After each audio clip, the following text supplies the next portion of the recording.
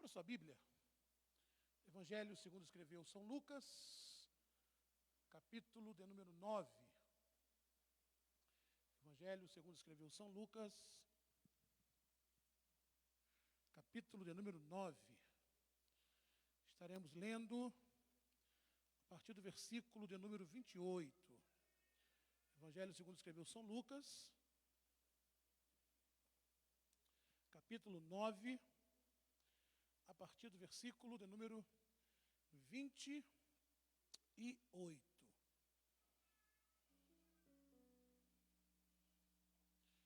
Eu quero falar nessa noite sobre por que Jesus nos leva para o monte. E quero usar como base Evangelho segundo escreveu São Lucas, capítulo 9. Quem achou, diga achei. Amém. Versículo 28. Diz assim, 9:28. Cerca de 8 dias depois de ter proferido essas palavras, tornou Jesus consigo a Pedro, a João e a Tiago, e subiu ao monte para orar. Enquanto ele orava, mudou-se a aparência do seu rosto, e a sua roupa tornou-se branca e resplandecente. E eis que estavam falando com ele 2 varões, que eram Elias, Moisés e Elias, os quais apareceram com glória e falavam da sua partida que estava para cumprir-se em Jerusalém. Ora, Pedro e os que estavam com ele se haviam deixado vencer pelo sono. Despertado, porém, viram a sua glória e os 2 varões que estavam com ele. E quando estes se apartaram dele, disse Pedro a Jesus: Mestre, bom é estarmos aqui. Façamos, pois, 3 cabanas, uma para ti, uma para Moisés e outra para Elias, não sabendo o que dizia. Enquanto ele ainda falava, veio uma nuvem que os cobriu e se atemorizaram ao entrarem na nuvem. E da nuvem saiu uma voz que dizia: Este é o meu filho, o meu eleito, a ele ouvi. Ao soar esta voz, Jesus foi achado sozinho, e eles calaram-se, e por aqueles dias não contaram a ninguém nada do que tinha visto. Amém? Os irmãos podem sentar em nome de Jesus. Vou pedir que você mantenha a sua Bíblia aberta, só para nós termos assim uma orientação, tá bom? Amados, existem alguns lugares na Bíblia que são lugares didáticos, alguns lugares que são pedagógicos, que sempre quando o povo de Deus se encontra nesses lugares, alguma lição Deus tem para nos dar. Alguns lugares na Bíblia, eles servem como uma aula para que eu e você aprendamos. Sempre quando Deus quer comunicar com os seus filhos na Bíblia, Ele os conduz a um desses lugares. Deserto e vale. Quando falamos de deserto, falamos de vale. Todas as vezes que vimos na Bíblia o povo de Deus indo para o deserto ou indo para o vale, o intuito de Deus é corrigir algumas falhas de conduta do seu povo. O intuito de Deus ao levar o seu povo para o vale ou para o deserto é porque Deus quer de uma forma didática instruir esse povo e trabalhar o caráter, trabalhar a conduta, resolver os desvios que esse povo tem. Tanto é que todas as vezes que nós ouvimos a palavra vale ou deserto, logo a associamos a luta, a problemas, porque geralmente quando Deus quer tratar com o povo dele na Bíblia, leva para o deserto ou leva para o vale. Quando Deus quer corrigir alguma falha no seu povo, quando Deus quer trazer ao seu povo algum ensinamento que leva à santidade, Ele sempre levava para o deserto e sempre levava para o vale. Outro lugar interessante, que também serve como didático na Bíblia, sempre quando Jesus ou Deus conduz o seu povo a esse lugar, Ele também quer nos ensinar alguma coisa, é o monte. É o monte. Os montes na história bíblica, toda vez que eles aparecem na Bíblia, eles são referências de poder. Todas as vezes que a palavra do Senhor apresenta um monte, eles são referência de majestade, de provisão, são referência de comunicabilidade entre Deus e o seu povo. Os montes na Bíblia são referência de redenção, de comunhão com Deus, né? Quando nós falamos de Monte Sinai, nos lembramos de Moisés, que recebe as tábuas dos 10 mandamentos no Monte Sinai. Quando falamos de Horebe, falamos de Elias, né? Então, os montes sempre têm também, assim como o vale e como o deserto, tem algo didático para nos ensinar. E, dentre outros montes na Bíblia, ou seja, falar de monte é falar de um Deus que intervém. Falar de monte é falar de um Deus que se comunica. Falar de monte é falar de um Deus que se associa com o seu povo. Falar de monte é falar de um Deus que, de forma divina, ele intervém na história humana e ele, de forma soberana, sempre comunica algo para o seu povo. E é sobre isso que eu quero falar nessa noite. Sobre as lições que eu e você podemos tirar desse texto que nós lemos. É claro que eu quero que você não imagine um monte físico, né? E quando eu falo de monte nessa noite, eu não quero que você pense em um lugar físico, em uma montanha, em um pequeno elevado, mas um lugar espiritual. Uma conjectura. E eu quero que nessa noite, extrair do texto, por isso que eu pedi que você tivesse sua Bíblia aberta, porque você vai ler comigo alguns versículos, lições que Deus, nessa noite, quer nos levar ao monte. Deus não quer te levar ao deserto hoje. Deus não quer te levar ao vale hoje, mas Deus quer nos levar ao monte. E lá desse monte, Ele quer que você e eu aprendamos lições importantíssimas.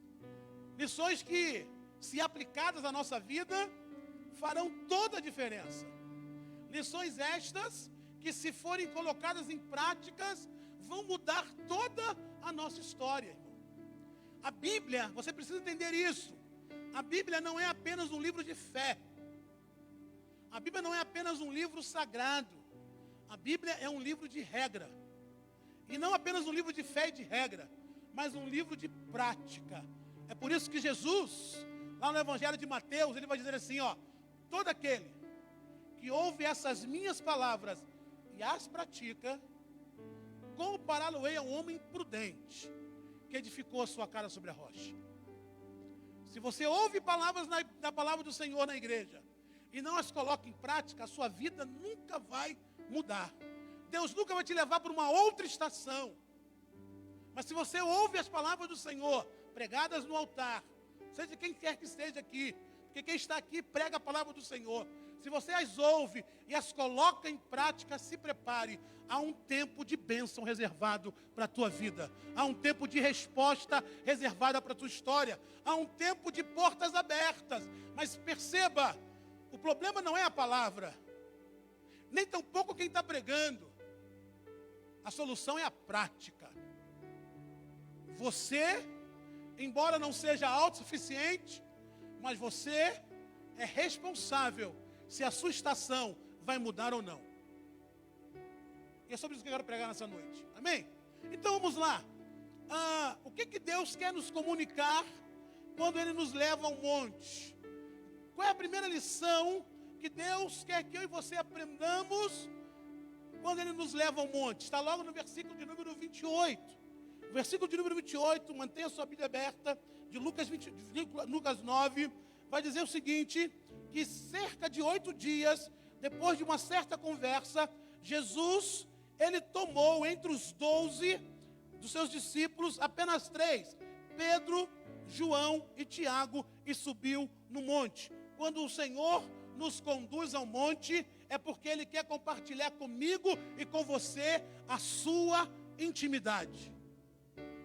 Sabe qual é o maior desejo de Jesus? É ser íntimo seu, irmão. Sabe qual é o maior desejo de Deus? É ser íntimo da minha vida e da sua vida. Deus, Ele não quer ser alguém estranho para nós. Deus não quer ser alguém que esporadicamente nos visita. Não, Ele quer que eu e você sejamos íntimos dEle. É muito bom, irmão, quando nós cantamos hinos que falam sobre Deus é nosso, Deus é meu Senhor, Ele é meu tudo, Ele é meu respirar. Mas, querido, há uma diferença muito grande entre cantar e viver. Deus não quer ser apenas uma veia poética na sua vida. Ele realmente quer ser seu Senhor, realmente Ele quer ser teu Pai, realmente Ele quer compartilhar da tua vida. E quando Ele nos chama ao monte, Ele está dizendo assim: ei, abra um espaço aí na tua agenda para mim. Ei, abra um espaço aí na sua vida corrida para que eu possa compartilhar com você alguns segredos. Irmãos, a Bíblia conta a história de homens que tiveram tanta intimidade com Deus, mas tanta intimidade com Deus, que tiveram segredos com Deus que ninguém soube. A Bíblia fala de um homem chamado Enoque, que andou com Deus 300 anos, e eles eram tão íntimos que Deus os levou para si. Ninguém sabe qual era a conversa, ninguém sabe o que eles conversavam, mas eles tinham intimidade. E nessa noite, o Senhor está nos chamando para ir para o monte, porque Ele quer dizer para mim e para você: ei, eu quero ter intimidade contigo. Mas, querido, qual é o contexto da intimidade? Qual é o tipo da intimidade? A transfiguração que nós lemos aqui no capítulo 9 de Lucas foi uma experiência de intimidade particular, mas incluiu alguns elementos. O primeiro elemento dessa intimidade, para que você tenha uma intimidade com Deus, o contexto da transfiguração incluiu um tempo exclusivo. Jesus chama os seus discípulos e fala assim: ei, sai do seu tempo, sai do seu mundinho, sai da sua hora, sai do seu cercadinho, e eu quero ter um tempo exclusivo com você. Ei, você quer ter um tempo exclusivo com Jesus nessa noite? Um tempo exclusivo, aonde ninguém entra. Fala: Senhor, agora é eu e o Senhor, estamos fechados, não tem para ninguém. Agora nós vamos conversar, vamos rir, vamos chorar, porque agora esse tempo que eu separei é para o Senhor. Mas, queridos, às vezes nós viemos para o culto já pensando em ir embora. Às vezes nós estamos aqui pensando no gol do Fantástico. Será que meu time está ganhando? Ei, se você quer ter intimidade com Deus, você precisa de um tempo exclusivo dEle, aonde ninguém entra, aonde ninguém toma parte, é você e Deus. É aquele tempo que o próprio Jesus vai dizer assim: entra para o teu quarto, fecha a sua porta, fala com o seu pai que está em secreto, e ele vai te ouvir, e não apenas te ouvir, mas vai te responder. Para ter intimidade com Deus, requer um tempo exclusivamente dEle. Como tem sido o seu tempo? Como tem sido a sua quarentena? Você tem tido tempo exclusivo para Deus? A intimidade que Deus quer compartilhar conosco, além de exigir um tempo exclusivo, exige pessoas exclusivas. E não vem me dizer que Deus está fazendo acepção de pessoa. Mas veja bem, Ele não chamou os 12, Márcio. Não foram os 12 que subiu com Ele no monte, nem os 70, foi apenas 3. Ele disse: você, e Ele escolheu a dedo. Você, Pedro, você, Tiago, você, João, vem comigo. Irmãos, eu quero fazer parte da patota de Jesus. Eu quero. Agostinho, eu quero fazer parte da panelinha dele. Eu quero que ele lá do céu olhe para mim e fale assim: Gerson, hoje me convém repousar na sua casa. Pessoas exclusivas, irmãos. Deus nessa noite, Ele quer nos selecionar. Ele quer te escolher para viver experiências sobrenaturais com Ele.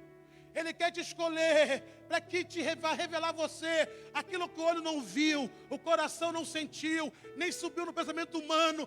Deus nessa noite, Ele quer ter uma intimidade tamanha contigo, a ponto de falar segredos contigo, que Ele não vai revelar mais a ninguém. Pessoas exclusivas. Tem pessoas exclusivas na Bíblia, irmão. Tem pessoas que Deus falou assim: ei, eu quero ter um papo contigo. Só eu e você. Só eu e você. Moisés era um cara exclusivo. Porque Miriam falou assim: caramba, por que só fala contigo? Moisés, por que Deus fala só contigo?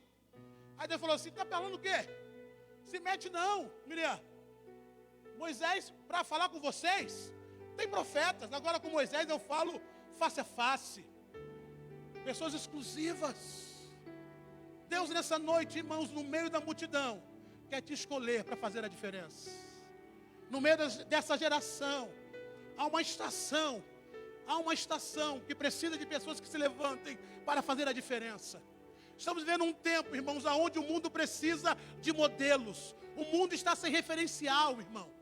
Hoje, qualquer pessoa que faz besteira no YouTube vira referencial. O cara vai para o YouTube e começa a falar besteira, começa a falar um montão de abobrinha e vira referencial, porque o mundo está carente de referencial. Mas nessa noite, o Senhor está te chamando para ter um tempo exclusivo com Ele, para te levantar como referência nessa estação, e você mudar essa estação, levar essa estação a se prostrar diante do Senhor e reconhecer que não há outro Deus além do nosso, reconhecer que não há outro Deus além do Deus de Israel, o Deus do céu, o Deus todo-poderoso. Intimidade requer um tempo exclusivo, requer pessoas exclusivas.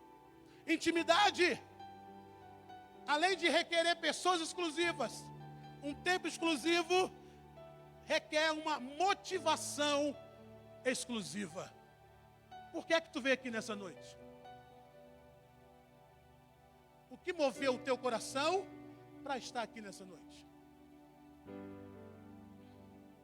Quais foram as motivações que permearam a sua alma para te trazer nesse culto nessa noite?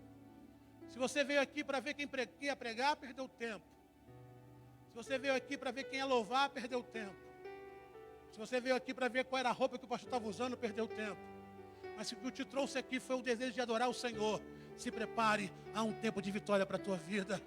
Se você entrou nessa noite, nesse lugar, dizendo, Senhor, eu estou indo para lá porque só o Senhor tem palavras de vida eterna. Eu estou indo para lá, Senhor, porque eu quero começar a minha semana diferente. Eu estou indo para lá, Senhor, porque eu quero começar a minha semana adorando a quem é de direito. Eu quero ir para lá, Senhor, porque eu quero mostrar para o Senhor que sem a Tua presença eu não vivo, sem a Tua graça eu não chego a lugar nenhum. A motivação que nos trouxe aqui tem que ser única e exclusivamente adorar ao Senhor.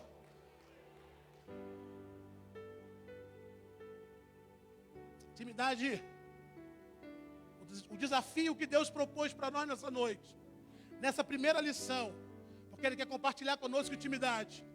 O desafio que Ele propôs para nós nessa noite, de ter intimidade conosco, Jesus exige de nós nessa noite, se é que você quer ter intimidade com Ele, Ele exige priorização.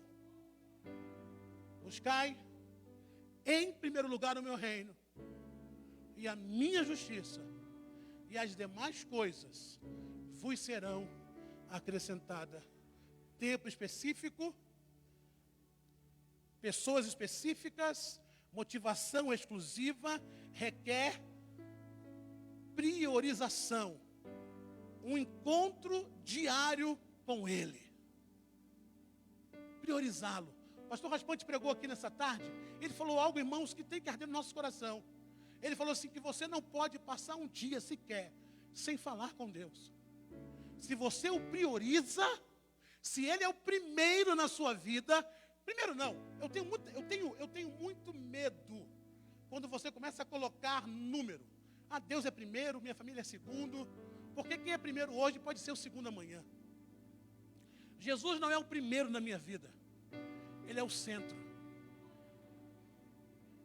Ele não é o primeiro, Ele é o centro. Aonde converge todas as coisas. Ele é o centro. Você sabe que a força máxima do furacão é o seu centro. É por isso que o furacão arrasca tudo para o centro, Berg. Ele vai rodando e todas as coisas que ele vai pegando no caminho, ele coloca no centro, porque é onde se concentra a sua maior força. Significa dizer, se eu estou vivo, é porque o centro da minha vida é o Senhor. Se eu estou de pé, é porque o centro da minha vida é o Senhor. Se eu estou falando, é porque o centro da minha vida é o Senhor. Se eu tenho certeza que quando terminar esse culto, vou pegar meu carro e vou chegar em casa, é porque o centro da minha história é o Senhor. Intimidade exige priorização. Colocar o Senhor como centro da nossa vida. Ele é maior do que a sua namorada, Ele é maior do que a sua família, Ele é maior do que a sua esposa, Ele é maior do que o seu dinheiro, Ele é maior do que a sua vida. Ele é o centro da nossa história. Ele é o centro. Ele é o centro. Ele te convida nessa noite a subir no monte e falar: Senhor, eu quero ter uma intimidade contigo. Eu preciso ter uma intimidade. O desafio que Ele nos propõe nessa noite de intimidade, além de exigir priorização, exige também reclusão. Precisamos de um monte, precisamos de um lugar de quietude, precisamos de um lugar particular, precisamos de um local para falar: Senhor, agora é eu e o Senhor. Pode ser no seu quarto, pode ser no seu carro, pode ser no seu banheiro, não sei onde você vai ser, mas precisa de reclusão. Eu preciso desligar de tudo, eu preciso desligar da internet, eu preciso me desligar dos problemas, eu preciso sair do zap, eu preciso dizer: Senhor, agora eu me recluso somente para te adorar, somente para te louvar, somente para dizer que tu és meu Deus, que eu sou teu servo, que a minha vida é tua, que o céu é meu por direito, porque o Senhor me salvou com o sangue precioso de Jesus. Reclusão. Não me responda. Não me responda. Tu tem tirado momentos a sós com Deus? Não me responda. Você tem se tirado momentos a sós? Você tem gasto o seu tempo, investido o seu tempo na oração, na leitura da palavra, na evangelização, enfim, tirado o momento de reclusão. Quando Deus nos leva ao monte, Ele nos leva para ter intimidade conosco. Número 2. Por que é que Deus quer nos levar ao monte? Está logo no versículo 29. Versículo 29 diz: e quando ele orava, mudou-se a aparência do seu rosto, e a sua roupa tornou-se branca e resplandecente. O Senhor nos leva para o monte para ter intimidade conosco.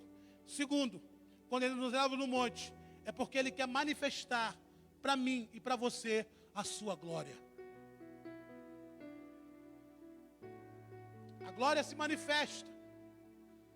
O maior prazer do Senhor é que nós vejamos a sua glória. O maior prazer do Senhor é que nós contemplemos a sua glória, porque Ele sabe que quando nós olhamos para a glória do Senhor, temos contato com a sua glória, é impossível permanecer do mesmo jeito. A glória do Senhor, ela surte em nós um efeito de mudança. Quando Isaías entrou no templo, no capítulo 6 do seu livro, ele entrou para reclamar, para falar mal, ele entrou para se queixar, mas diz a Bíblia que quando ele entra no templo, ele vê a glória do Senhor, ele vê serafins voando, declamando: santo, santo, santo é o Senhor dos exércitos. E ele diz que a glória do Senhor enchia todo aquele templo, e ele olhou, e quando ele viu a glória do Senhor, ele teve a exatidão de quem ele era. Ele fala: ai de mim, que sou homem impuro, e habito no meio de um povo de impuros lábios, e os meus olhos viram a glória do Senhor. A finalidade do Senhor manifestar a glória dele para mim e para você, é porque Ele quer mudar o seu caráter, Ele quer mudar a sua postura, Ele quer mudar a sua personalidade. Quem vê a glória de Deus não sai da frente de Deus da mesma maneira. Pastor, por que então tem crente que não muda? Porque não viu a glória de Deus. O Senhor nessa noite quer mostrar para mim e para você a sua glória. Mas é impossível, irmão, ver a glória do Senhor sem oração. A glória do Senhor se manifesta através da oração. A visão da glória do Senhor é essencial para aqueles que pagam o preço na oração. Sem oração não vê a glória, irmão. Sem oração não vê glória. Todas as pessoas que viram a glória de Deus na Bíblia, viram em momento de oração. Nessa noite, o Senhor quer manifestar a mim e a você a sua glória. Nessa noite o Senhor quer abrir o céu, Ele quer abrir os seus olhos. Não os seus olhos carnais. Até porque os nossos olhos carnais são limitados. E com o passar do tempo precisa de olhos postiços. Mas Ele quer abrir os seus olhos espirituais, para que você veja a sua glória. Para que você veja que nesta noite, o Senhor está preparando um tempo para a sua vida. Ei, deixa eu te falar uma coisa muito séria. Eu estou caminhando para o final. Vou falar uma coisa muito séria. Você não aceitou Jesus para ir para o céu. Vou repetir de novo isso. Heresia boa essa, né? Você não aceitou Jesus para ir para o céu. Céu é a consequência. Você aceitou Jesus para fazer a diferença, para mudar essa estação. Você aceitou Jesus para trazer para o reino das trevas, para tirar do reino das trevas aqueles que estão lá para o reino da luz. Você aceitou Jesus para fazer a diferença. Para onde você pisar, o céu entrar contigo. Você aceitou Jesus para decretar que essa nação é do Senhor Jesus e essa nação ser do Senhor Jesus. Você aceitou Jesus para entrar na sua casa e falar assim: eu e a minha casa serviremos ao Senhor. E começar a pessoa a se converter na sua casa. Você aceitou Jesus para ser embaixador do céu nessa terra. E aí, como premiação, você vai para o céu. Mas não é aqui o seu descanso. Levante, irmão. Irmão, não é hora de dormir, não. Não é hora de ficar olhando para o nada, não. É hora de você falar do Senhor. Mudar a história da sua casa, a história dessa nação. Porque você é o embaixador do Senhor e os teus olhos viram a glória de Deus. Número 3, para a gente ir embora. Terceira e última lição. Por que Deus nos quer levar para o monte? Para ter intimidade, para mostrar a sua glória.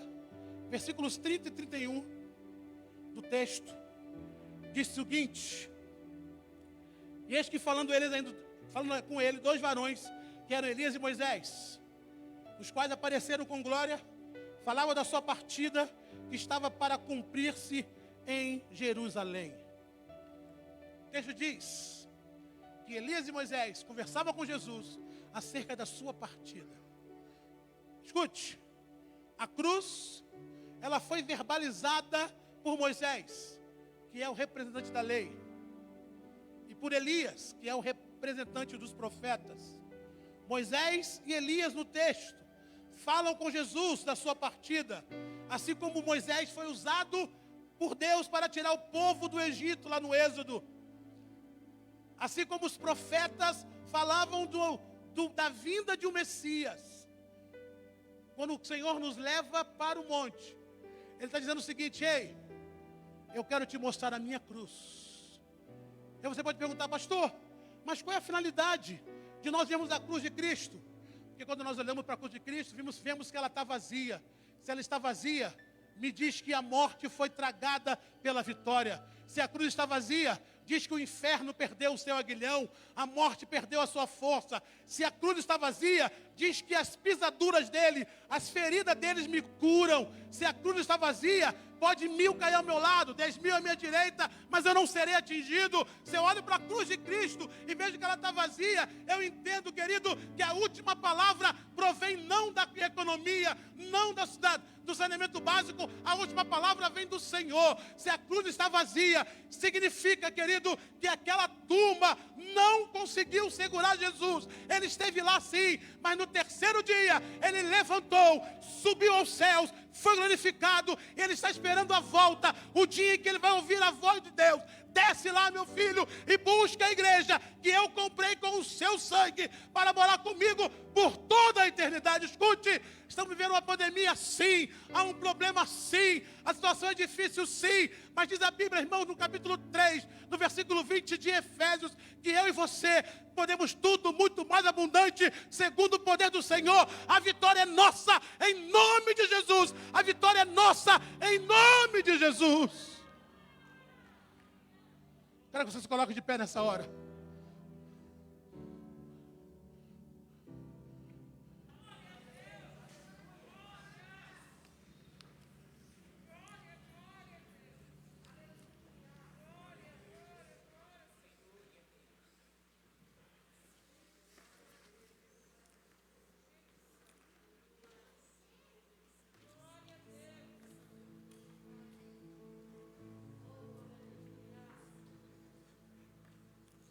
Como eu faço para subir no monte?